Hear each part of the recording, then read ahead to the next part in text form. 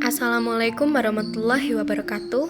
Perkenalkan, saya Aulia Putri Nabila dengan NIM 2019-1023-0311-486. Pada kesempatan kali ini saya akan mempresentasikan hasil tugas akhir deteksi dini terkait quarter life crisis. Yang pertama yaitu kajian literatur terkait quarter life crisis. Menurut Robbins dan Wilner tahun 2001, mendefinisikan quarter life crisis sebagai suatu respon terhadap ketidakstabilan yang memuncak, perubahan yang konstan, terlalu banyak pilihan-pilihan serta perasaan panik dan tidak berdaya, atau sense of helplessness, yang biasanya muncul pada individu pada rentang usia 18 sampai 29 tahun. Adapun tanda-tanda seseorang mengalami quarter life crisis yaitu sebagai berikut. Yang pertama, merasa tidak mengetahui keinginan dan tujuan mengapa ia hidup. 2. Rencana yang sudah diset tidak sesuai dengan harapan ketika mencapai umur 20-an. 3. Takut gagal. 4. Tidak ingin masa kecil dan masa remajanya berakhir. 5. Takut dalam membuat keputusan. 6. Mencenderung membandingkan pencapaian sendiri dengan orang lain sehingga membuat diri merasa tidak mampu dan tidak berguna. Selanjutnya yaitu aspek-aspek dalam quarter life crisis. Aspek-aspek dalam kehidupan yang menjadi area permasalahan individu dalam quarter life crisis menurut Nas dan Murray tahun 2010 yaitu mimpi dan harapan, kemudian tantangan di bidang akademia, kemudian agama dan spiritualitas, kemudian kehidupan pekerjaan dan karir, kemudian teman, percintaan dan relasi dengan keluarga, dan yang terakhir yaitu identitas diri. Selanjutnya yaitu faktor yang mempengaruhi. Faktor-faktor yang mempengaruhi quarter life crisis ada beberapa faktor. Menurut Arnett tahun 2004, faktor terbagi menjadi dua, yaitu faktor internal dan faktor eksternal. Yang pertama yaitu faktor internal. Dalam faktor internal terdapat beberapa poin.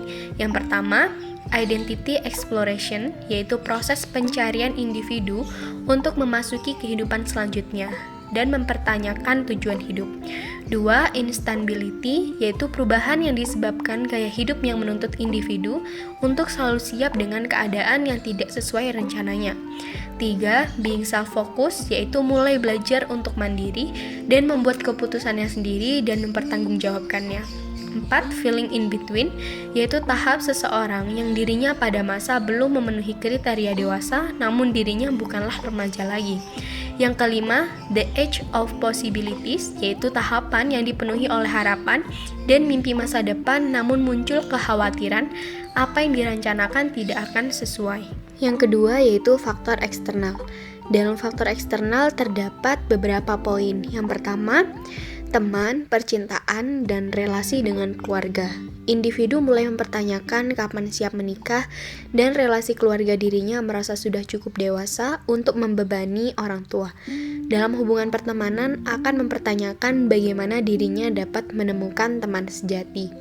Yang kedua yaitu kehidupan pekerjaan dan karir.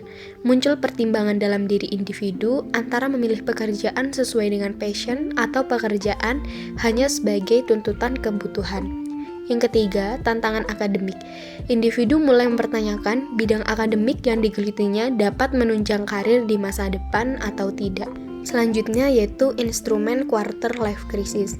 Skala quarter life crisis yang digunakan dalam penelitian ini yaitu menggunakan skala milik Sumarta tahun 2020 yang dikembangkan berdasarkan aspek-aspek teori quarter life crisis dari Robbins dan Wilner tahun 2001. Item dari skala ini berjumlah 25 item dengan 13 item favorable dan 12 item unfavorable.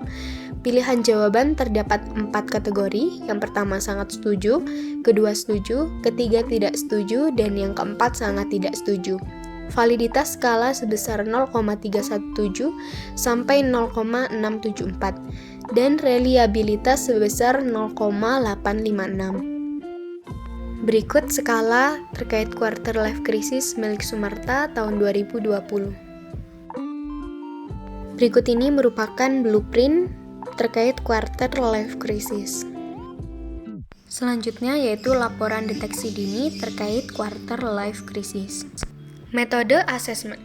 Metode asesmen yang digunakan dalam penelitian ini yaitu menggunakan metode asesmen berupa self-report. Self-report merupakan salah satu bentuk tes kepribadian dengan cara responden memberikan informasi terkait dirinya sendiri dengan menjawab beberapa pernyataan, menuliskan pada catatan pribadi, atau melaporkan berbagai pemikiran atau perilaku.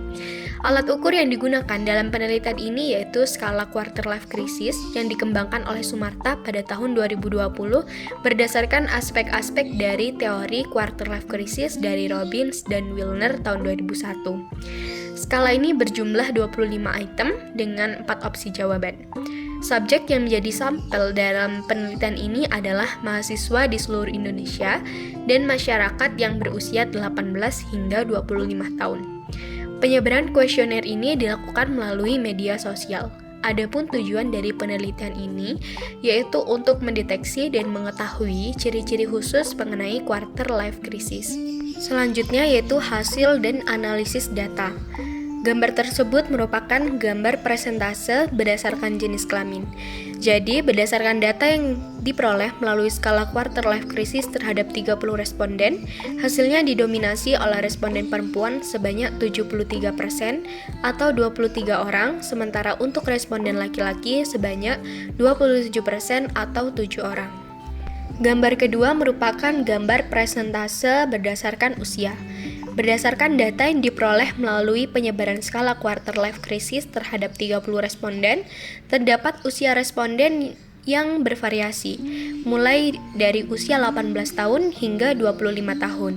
Berikut hasil dari persentase yang diperoleh. Yang pertama yaitu 18 tahun sebanyak 3% atau 1 orang, kemudian 19 tahun sebanyak 14% atau 4 orang, kemudian 20 tahun sebanyak 17% atau 5 orang, kemudian 21 tahun sebanyak 50% atau 15 orang, kemudian 22 tahun sebanyak 10% atau 3 orang, kemudian 23 tahun sebanyak 0% atau 0 orang, 24 tahun sebanyak 3% atau 1 orang, dan 25 tahun sebanyak 3% atau 1 orang. Gambar ketiga merupakan hasil persentase berdasarkan kategori.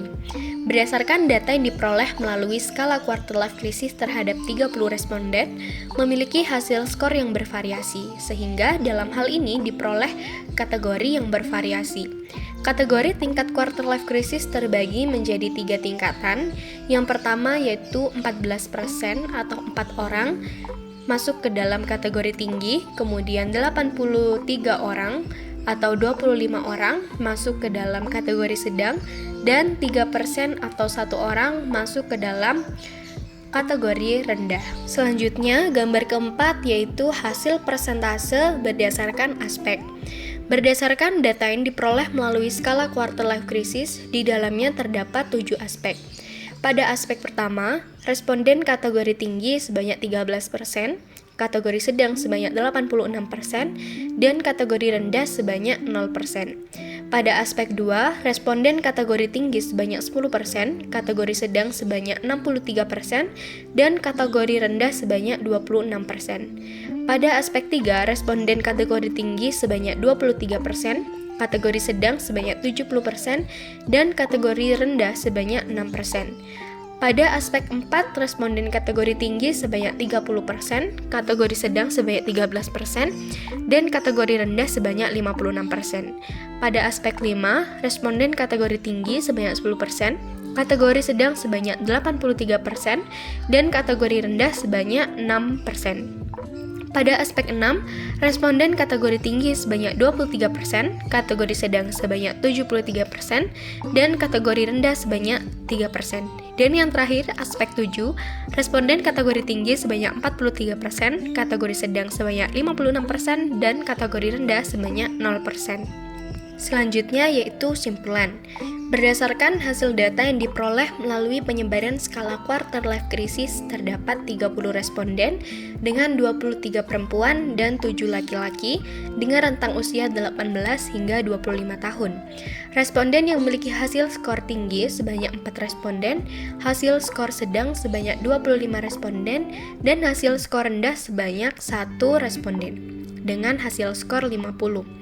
Dalam hal ini dapat disimpulkan bahwa responden yang berada di kategori tinggi telah mengalami quarter life crisis karena hasil skor yang mereka miliki termasuk ke dalam kategori quarter life crisis. Pada 25 responden yang berada di kategori sedang, responden tersebut teridentifikasi memiliki quarter life crisis karena hasil skor mereka belum memenuhi kategori quarter life crisis namun telah mendekati.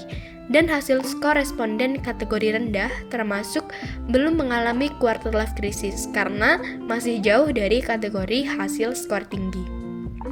Adapun beberapa saran yang dapat diberikan kepada responden ketika sedang mengalami quarter life crisis, yaitu melakukan beberapa kegiatan yang bermanfaat seperti membaca buku self-help untuk menambah motivasi, kemudian berolahraga, kemudian menjauhkan diri dari orang yang memberi dampak negatif, tidak membandingkan diri sendiri dengan orang lain, bersyukur atas pencapaian saat ini, kemudian mencari motivasi dengan berkumpul bersama teman atau bergabung di suatu komunitas, dan seterusnya.